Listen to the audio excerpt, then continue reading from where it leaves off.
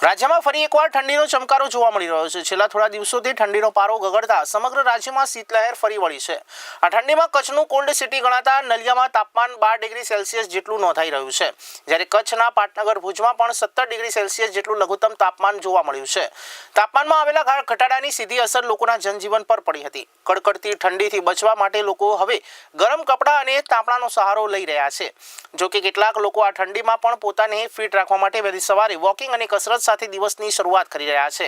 હવામાન વિભાગે આગાહી કરી છે કે હજી પણ આગામી દિવસોમાં ઠંડીનું જોર વધશે, ત્યારે આ કારણોસર રાજ્યના લોકોને વધુ કાતિલ ઠંડીનો સામનો કરવા માટે તૈયાર રહેવું પડશે।